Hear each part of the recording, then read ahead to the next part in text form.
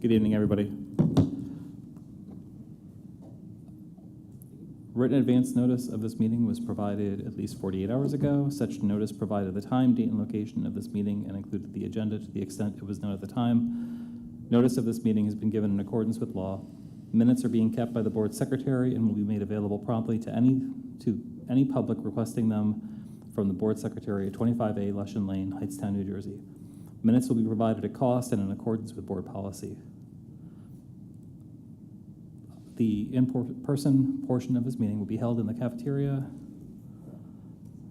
of the Hightstown High School at 7 p.m., 25 Lushan Lane, Hightstown. Sorry. Are there any board members present who believe this meeting to be in violation of the Open Public Meeting Act? There being none, we may proceed. In compliance with the fire code of the state of New Jersey, I call your attention to the emergency exits for this room, which are located to my right, left, and over there. At this point, please stand for the Pledge of Allegiance.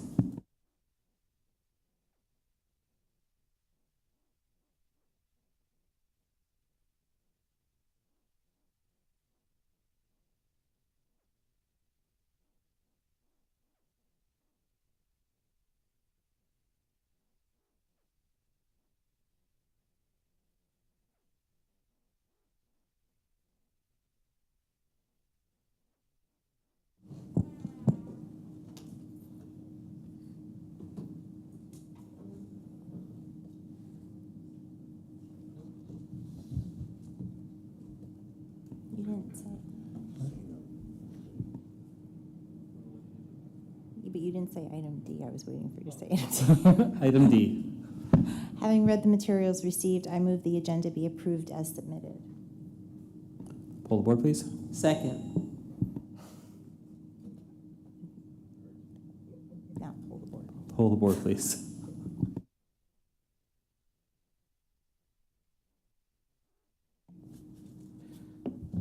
Ms. Brajoli, Yes. Ms. Concepcion, Yes. Ms. LaRusso, Yes. Mr. Laverty, Yes. Mr. Weeks. Yes. Item E. Be it resolved that the East Windsor Regional School District may hold 2 closed sessions at this meeting. These sessions concern personnel, negotiations update, PERC agreement update. Minutes of these closed sessions will be made available to the public when the need for confidentiality no longer exists. Second. Pull the board, please. Ms. Brajoli, Yes. Ms. Concepcion, Yes. Ms. LaRusso, Yes. Mr. Laverty, Yes. Mr. Weeks. Yes. We do not have a student representative report tonight. I'll be moving into presentations. First, we'll have the high school cell phone guidelines.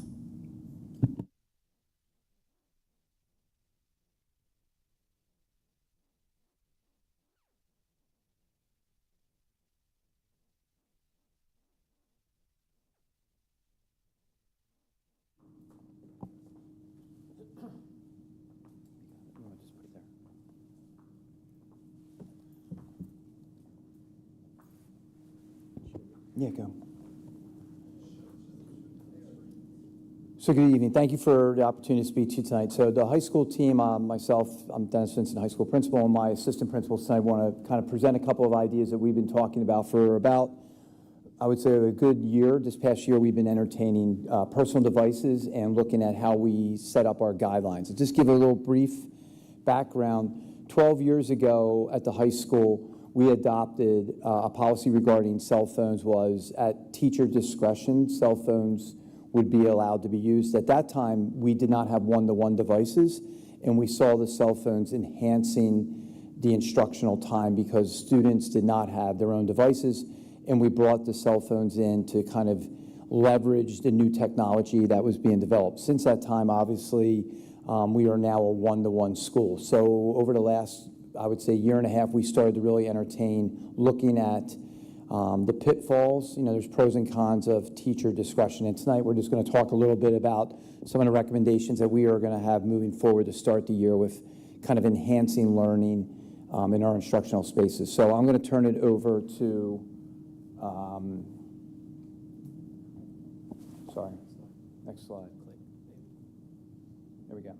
So basically, each assistant principal is going to kind of present one of the four, and I'm going to turn it over to Michael. He's going to take us over. Good evening. I'm Michael Sapicki. I'm the 10th grade assistant principal at Hightstown High School. Before we brought about any change, we sent out a survey to our staff. One of the most staggering numbers in the survey, 98% of Hightstown High School staff members support stronger cell phone restrictions. And of the 2%, just said they were unsure. Didn't say no, just said they were unsure. Some of our current challenges, cell phones contribute to classroom disruptions. There's some concerns about academic integrity, including cheating, testing security. And when we gave the autonomy to teachers to enforce these rules, we created some confusion, some resistance, some teachers who allowed cell phones to occur in their classrooms and some that didn't, and it created some disparities amongst our staff. Some of our solutions include clear building-wide guidelines and an enforcement policy that refers to all personal devices amongst all classrooms, allowing students to use school-issued Chromebooks under the teacher direction only, and then having a unified staff expectation for phones, personal devices across all classrooms.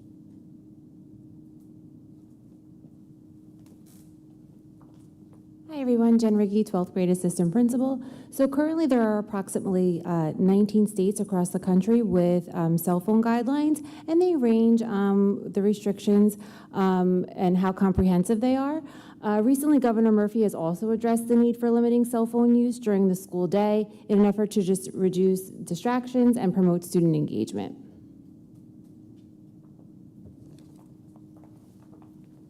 Good evening, everyone. My name is Rose Brown, 9th grade assistant principal, and I'm going to discuss the cell phone guideline procedures. So basically, I'm going to summarize this. We already have the student code of conduct, which we use when students violate the student code of conduct. We're going to uphold it in the same way, but sort of like a tier level of first offense, meaning that we want to give teachers autonomy in the classroom.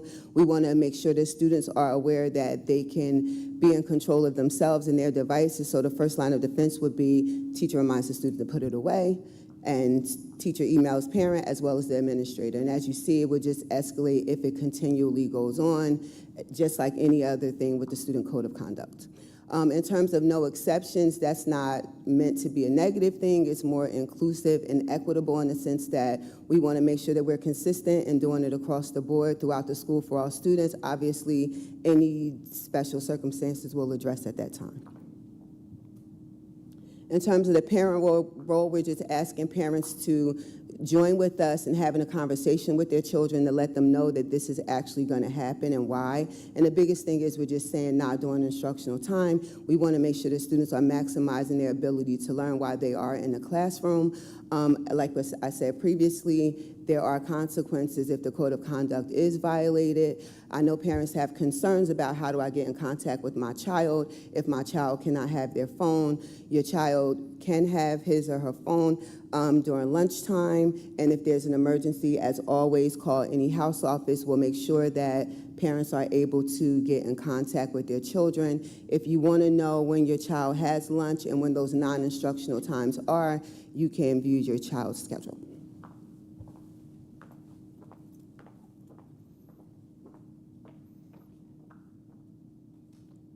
Good evening, everyone.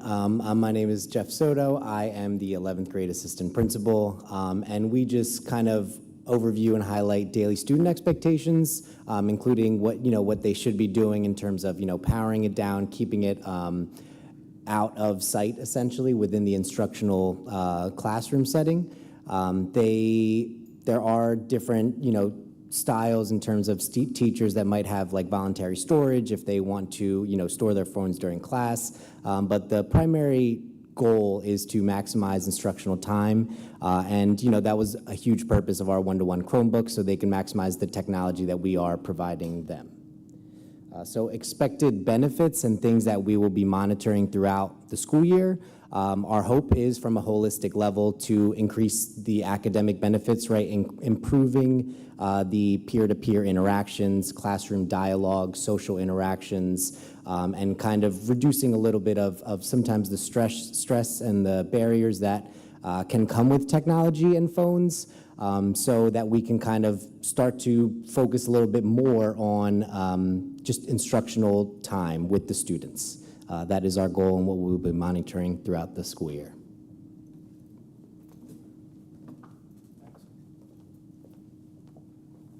So just the last slide tonight, if you have a senior, if you know a senior, our seniors have the option to read The Anxious Generation, and during the course of this past year, I visited classes when they were discussing this, and some of the feedback our 12th graders expressed, we put in here, is the idea that the texts and our students actually talked about fractured attention, friendships reduced, and one of the feedback that we heard from the seniors in our English classes that read The Anxious Generation, and also in some of our focus groups, were they kind of wish that we put a little bit more of an emphasis during the instructional time not to allow them to be on it, because often our students, the feedback we received is they need a little bit more structure, and the temptation is often great. So students are obviously reluctant to change some things, but when we had these small group conversations, they were pretty honest that they saw the direction that we were going in, and they saw the benefits of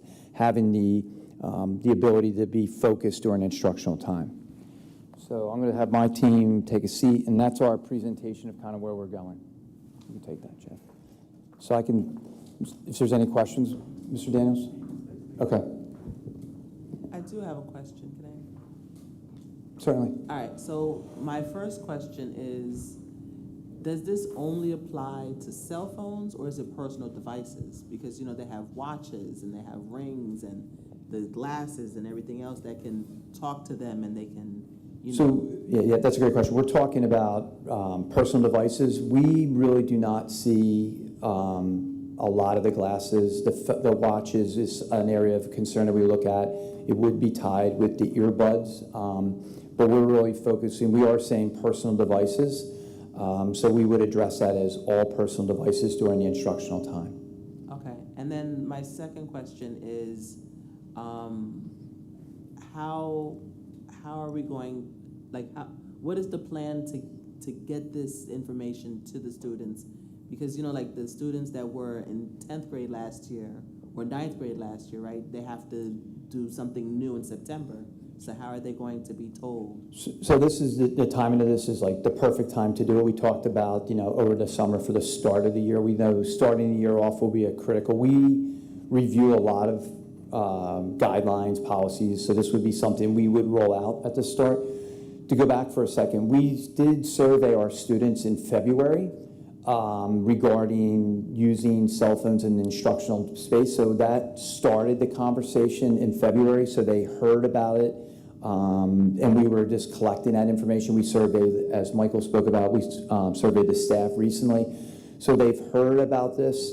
Again, you go back to senior English, it's being, you know, read about, students are having discussions, but we would take, just like we do every start of the year, we would dedicate time during the first 3 days of school where we do a lot of the rules and policies and regulations. So we'll run all 8 periods for Thursday, Friday, our first days. We will have a town hall meeting, which will be discussed at the town hall meeting, which is grade level focused. And we'll have an activity period where we would then go over, very similar to what Jeff spoke about, is the daily expectation and procedure. So we would do that right at the start. Thank you so much. You're welcome. But Dennis, didn't you also, we had talked about actually getting something out post tonight to families and students regarding where we are, so therefore when they kind of have a feel for it prior to school beginning? Yeah, absolutely. So we thought it was really important. We received feedback from our staff regarding our handbook at the end of the year in general, code of conduct. So this was part of that, so staff kind of knows where we're going. We sent a survey out, which we got really great turnout. It was 98% in the favor of the, limiting it during instructional time, but we had a really good turnout of the percent of teachers. We had probably over 80% of our teachers kind of heard about that. So our goal would be like after tonight, we would like to share, we have a draft memo to the families and students, which is a little bit more substantial than what you saw here, but for the most part, tonight's presentation is mirrored off the memo. I would, prior to sending it to them, we would like to send a formal letter to our staff, just kind of having that. They've kind of, or they know what's coming. So we have communication. This presentation would be attached to a letter very soon to go out. Timing couldn't be better. Also, we have freshman orientation. So all the freshman parents are coming in Thursday night, and again, we have to start. So absolutely, if we see fit, that we're ready to go with communicating that out. I have a couple questions. So in terms of what's going to happen, so each teacher will say, you have to put it in your backpack, you have to put it in the phone home. Is that how it's going to work? Yes. So what we would say is when you enter into your instructional space, and we had that in there, it'd be like there's options where you would store it. You can keep it in your bag. You could keep it in, we bought boxes this past year, so there's individual phone boxes in every classroom. Some teachers have, from previous time as teacher discretion, they had pouches that hung over their door. So there's different options. Whatever a student would feel comfortable doing, we would give them the option to do it. Here's my other question. I agree that the phone should not be out during class. I agree with that. I think there are times, though, that I've heard, I do have a few kids in school, I have heard that there are instances when their Chromebook is dead and they are not allowed to ask to charge it and they go on their phone. I don't know how to word this. And I know this doesn't have to do with cell phones. And I appreciate that a student should be responsible enough to have their Chromebook charged or have a charger. But I will say that I do lose my laptop charger for work from time to time. It just happens. It disappears. Do you think that maybe we could provide some extra chargers for classrooms in case that does happen?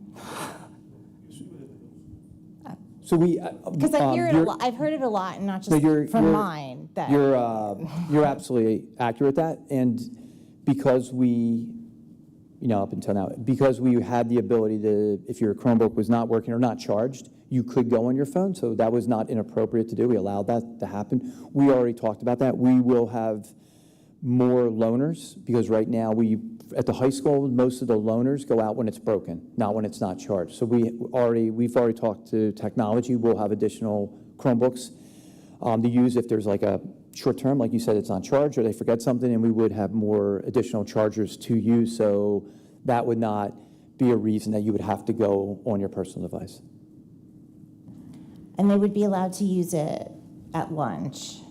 Non-instructional time, they could use it. What about study hall? Does that That's count? instructional time. Suppose they have no assignment. They should have assignments to do. There's always work they could be working on. Hypothetically, okay. In theory, they could, yes.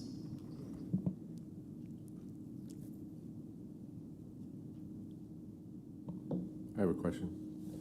The policy in question, 2363, student use of privately owned technology, is open-ended on use of it in a classroom and instructional spaces. It's pretty much based on what was being described earlier as a teacher's discretion to give permission or not for the use of a private device in the classroom. So, and that was adopted exactly a year ago. So I guess what we're saying is we don't need to change the policy. We're just across the board, teachers are going to deny permission for classroom use or instructional space use of personal device. No, good question. So we looked at the policy, and the high school is the only school in the district where there's classroom permitted use of personal devices to that extent. So the elementary, this policy covers the entire district. So currently, the elementary interpretation is that the cell phone is not in the classroom.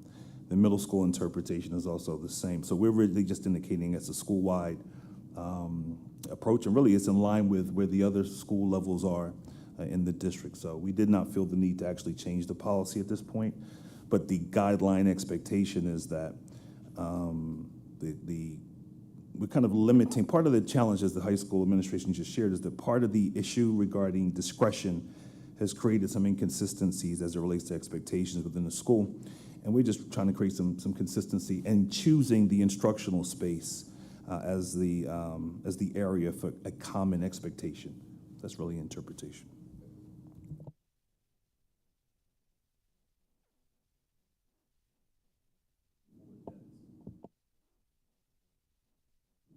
Thank you. Thank you, high school.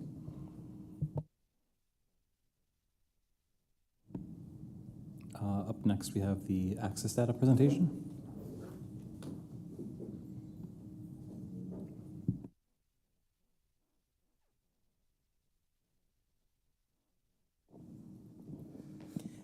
Good evening. Although the access data is a mandated presentation from the state, the two supervisors and myself are happy to share our findings with you.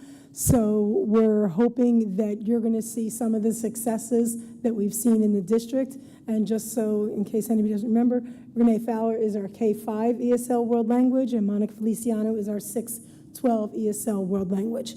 So we're going to just start with going through talking a little bit about what access is. So, why my thing is not working, guys. So just use this. Okay. Okay, so access for our multilingual learners is an exam that they get every year in the spring. It measures what they know when it comes to language and what they can do with language across the 4 domains of listening, speaking, reading, and writing. It provides a snapshot of how well the student can understand and produce language across all content areas as the test incorporates content within its questionings. The individual student report shows a proficiency level and a scale score for each student in the 4 language domains, and all this is shared with parents mailed home for them so that they can see their students' progress as well as shared with teachers to help guide instruction. Our access scores. So proficiency levels and interpretive scores are based on scale scores, but they are not the same, and Renee will go into further detail about that. What I would like to highlight here is the different levels that our students score into, from level 1 entering to level 6 reaching. The proficiency levels that we use to schedule students, determining where they are and what supports are needed for them, are very much based on the whole number decimal that you see here. So students who are exited from our program, which would be the level 4 expanding, they exited a 4.5. So what that means is they are entering general education classrooms, still needing supports. As you can see, we go all the way up to reaching level 6 in our continuum.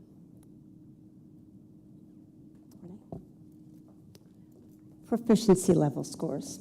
We use the proficiency level scores to make comparisons across domains, but not across grades. We use the proficiency level scores with the we to can do descriptors to develop student-specific language skill portraits. And we use the proficiency level scores as one of our multiple criteria to exit students from our ESL program. We use our scaled scores to make comparisons across grade levels, but not across domains. And it's important for us to recognize that the scaled scores of, say, 355 in listening is not the same as a scaled score for a student with 355 in speaking. We use the scale score to monitor student growth over time within a domain.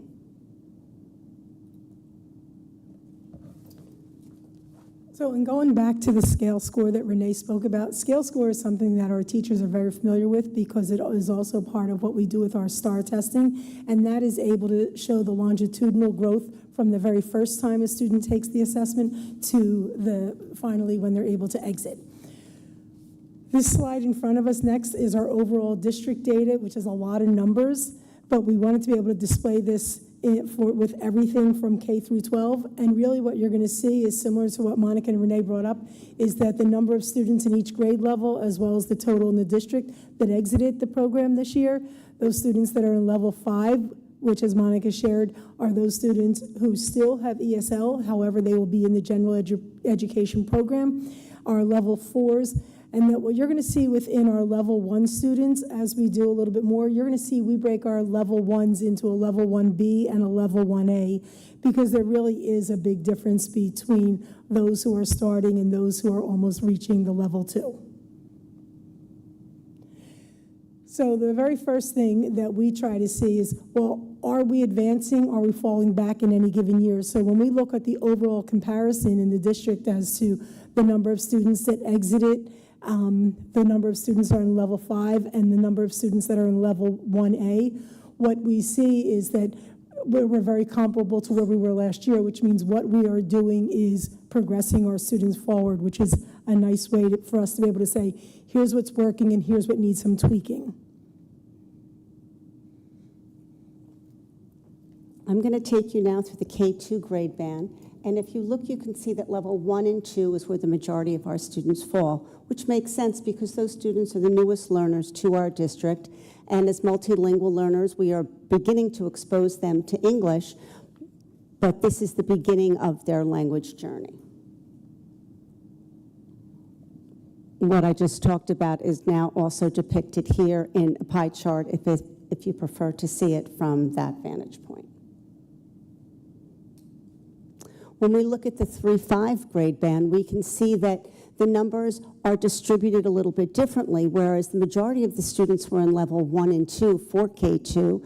For those students who have been with us since the kindergarten, you can see that they are moving up in proficiency level, which is exactly what we want our students to be able to do. And again, here is the representation with the pie chart.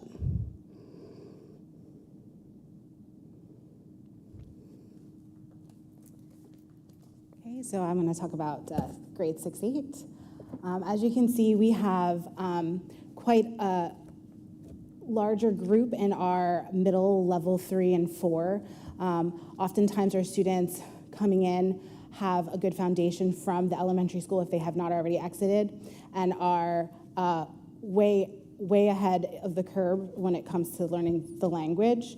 We also have students who are entering level 1 in this area, and so it does still reflect 13% of the total population. We do have 18 exits, so 9.9% of our total 6-8 exited this year. So that's a nice number. Pie chart depicted there for our visual learners. Okay, for 9-12, we have a large number of students who start at 9-12, and when they come in and are tested, are placed in either level 1 or level 2. What you can see here is that last year we had a lot of students who were at a level 1, and they move on to level 2. Level 3 and 4, we have a big population. We're working towards growing that number so they continue to progress. We've had 10 exits over the course of the year in grades 9-12. This is pretty standard. The grade band, the exam gets more difficult as the years progress. So you start to see a little less of exiting students, especially if they've started the program in secondary. Pie chart. So, and one of the things that, if you remember our last presentation with the NJGPA, we spoke about the number of students who enter our district in high school. We're going to do a little bit more of that in our next presentation with NJSLA when it's district-wide, because as students are coming to us, even though they're in 9th grade or 6th grade, they're not coming with us with the EWRSD background. And so we've taken some liberties to be able to go through and talk about those students who have been with us for 3 or more years with some data, and those students who are new to district that we need a couple of years to be able to move them forward. So though we showed you the number of exits and the level 5s, level 1s, what we needed to do for ourselves to find out whether our programs are working is, what is the growth? So if a student started in level 1, they're not expected to go to a level 5 in 1 year. So we go through and create this chart for ourselves to say, if you look in the column that says the 23-24 score, you would see that in level 1A for first grade, we had 34 students. And then this past year of testing, you will see that one student moved to a level 4, 2 students moved to a level 3, 18 moved to a level 2, 13 moved to a level 1B. So all of the students at that point who tested in level 1A moved or advanced in their programming. What you will see if you look at the level 3, you will notice that 2 of those 6 students moved back to a level 2, so that becomes a concern for us. So those things that are in red are those students that we have to take a deeper look at and say, what happened with the program? Or is this an attendance issue? Is this something that we need to redo our program? Those that are in black are those students that have stagnated a little bit. Anyone in green are those students that have shown some growth. And you will see this for each of the grade levels that Renee and Monica will talk about.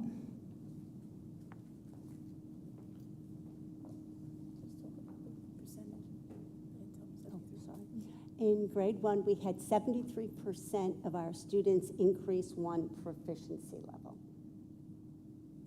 In grade 2, 54% of the grade 2 students increased 1 proficiency level. In grade 3, 57% of the grade 3 students increased 1 proficiency level.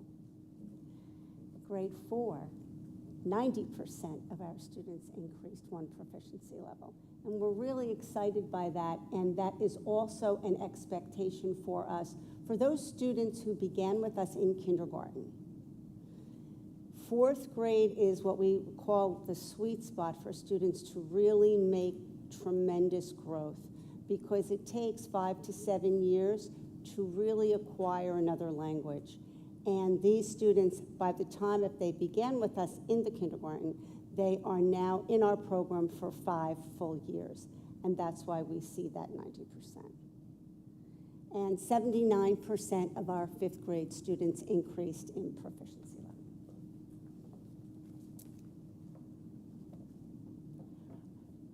Sixth grade. 11% of grade 6 increase in proficiency level. I'm going to stop here and just highlight this a little bit.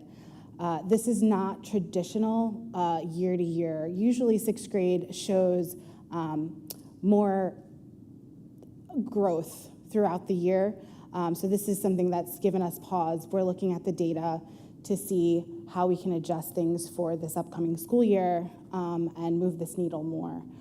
You'll see that as I go to 7th grade, our numbers drastically increase. 55% of grade 6 increase in proficiency level. So this sort of highlights that there's something a little off with the 6th grade, and we're really proud of the growth of the 7th grade. And then it continues on. 8th grade, 60% of the students in grade 8 increased in proficiency level. Again, I'm gonna piggyback off of what Renee said about acquiring a language. If students are entering in the middle school, they are taking a test that's grade band has increased in rigor, and starting off, it becomes a little bit more difficult for them. Again, research has shown that students, children after the age of 13, it becomes way more difficult for them to acquire another language, so they have to put in much more effort at that point. So it's something to consider as we move into 9th grade. 60% of the students in grade 9 increased in proficiency level. We had 6 exits in 9th grade. That shows the foundation that they were receiving from the 8th grade year in their transition year. 10th grade, 69% of grade 10 increase in proficiency level. The numbers start to decrease because the size of the class starts to decrease. So 37% of the grade 11 increase in proficiency level, and similarly 10% of grade 12 increase in proficiency level. So as Monica shared with you, is that you will notice that the numbers, especially in grades 11 and 12, the number of students decreases along with the proficiency level growth. And some of that is because some of these students now are 8 years in the program and something's not quite working for them. So those are the students that haven't quite gotten there yet. The other students have either exited or are in a level 5. So one of the things we wanted to end with is what is the growth summary over the pockets? So in our grade 1, 2, as Renee shared with you, as a total, we're at a 63% growth. Grades 3, 5 at 74%, and in grades 6, 8, and 9, 12, we're at 44% if you're looking at the totality. So though some of those numbers may not look great, for our English language learners, they're really good results to be able to say that we are moving our students to be able to have the grasp of the English language so that they are successful in their classes and then in life in general. Any questions? I just have a quick question. For the 12th grade, are you, if you haven't exited the program, you're still able to graduate? You've met all the graduation requirements? Provided, you just said it, Nicole, provided you have met all the graduation requirements, which would be your NJ GPA in both ELA and math or an equivalent to that, as well as passing all of your coursework. Yes. Could we get numbers on that? Just on how many kids who haven't exited the program were able to graduate and met the requirements? Mm-hmm. I was going to say, because the GPA, we talked about it, but we did not put these students in there, so yes, we can do that. Anyone else? Yes, a question on the level 4 and 5. You said they exit the program, how do you describe it? The self-contained program or some kind of intensive program? So they're in the general ed population after 4.5. So in the 612 and soon to be 512 world, we do what we call the sheltered approach, which would be the content level teacher would be the teacher teaching the content, and an ESL support teacher would be a push-in support for language acquisition, and they work as a co-teaching model to provide support, and that's for our level 1 through 4s, and that's in math, science, and social studies.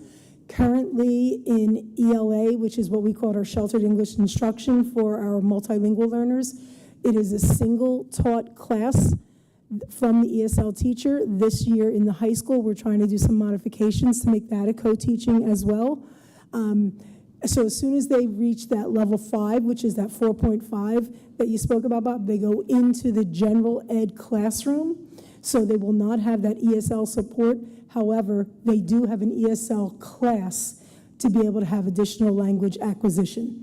Anything else, Monica, you say with that? So we level it a little differently? Yeah. Okay.